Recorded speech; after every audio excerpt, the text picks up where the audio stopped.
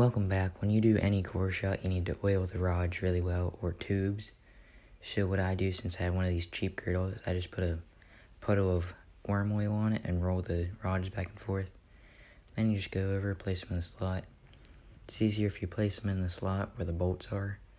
But if you place them the way I do, you just put the bolts in and pick up on the side that has the little rods in them. And now just make sure that your worms don't get stuck to them or rips the worms. This is the Angling AI 5-inch core shot worm mold. This is going to be the shell color. I call it stainless steel. It's a 10-to-1 ratio, 1 drop of black to 10 drops of dead-on snow shine.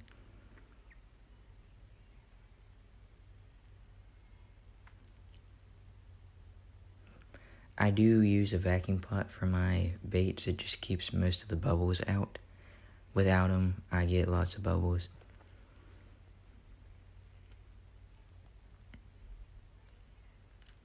Vacuum pots are expensive, but they'll save you money in the long run from wasted plastic.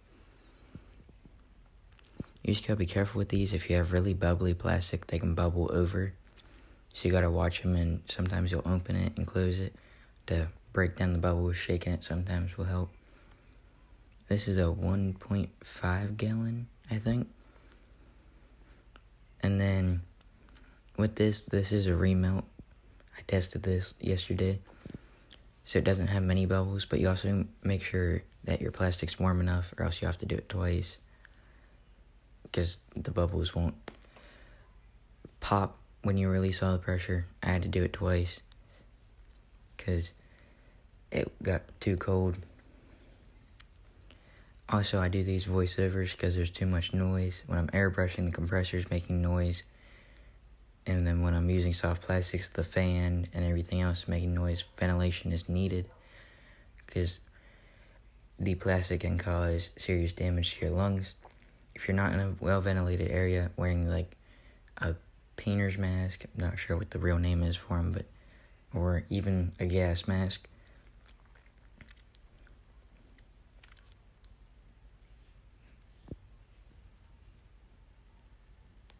I use dead-on plastics.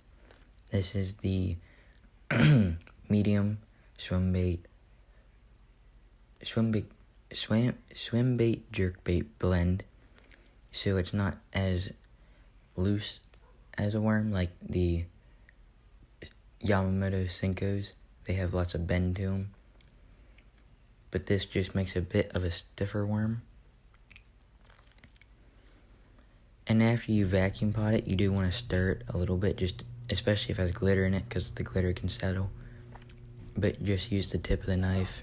That way you don't have any bubbles restirred into it. I like to shoot my worms at anywhere from 350 to 370.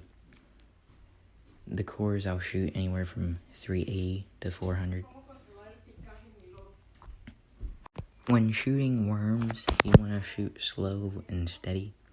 If you notice that you're starting to speed up with this Bass Tackle 6-ounce injector, there's a bit of like a space that you can move the plunger. So if you just push that rod up against the side, you can kind of slow down pretty easy.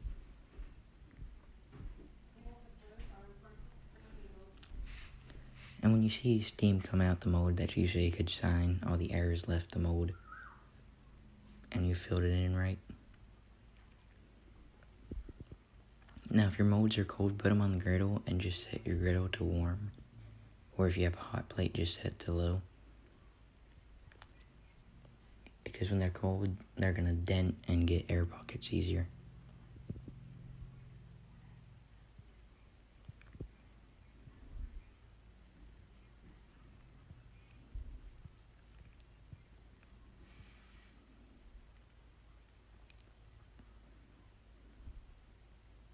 When you're taking the worms off the rod, if you put your finger at the bottom of the rod, then push the worm down after you done took it off the sprue, it will keep the end of the worm from going inside out, because those are almost impossible to get back out. Then you can kind of see where the air is going in between the worm and the rod, and once it reaches to the end of the worm, then you can let go of the bottom and grip the rod and pull the worm the rest of the way off. It'll kind of like shrink up and then it'll expand again.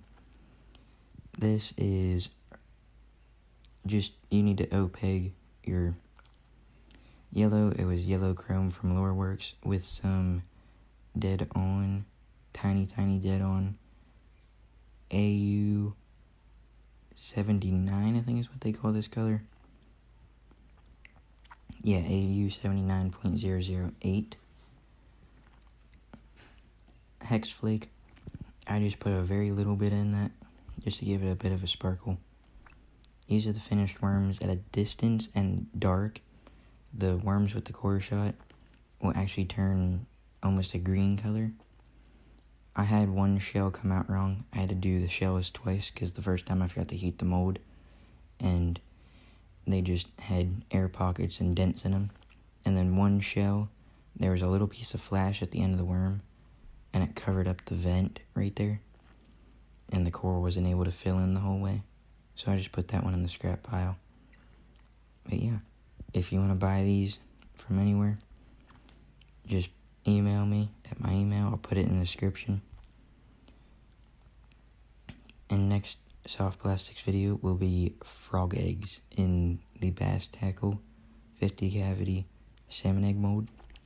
Be open pouring and capsuling into an injection mold instead of open pour. It's 0.5 inch mold. 50 cavity in chains of 5. I think it was a $80 mold when I got it. I do not recommend it as a starter mold. Good starter molds are worms or core shots.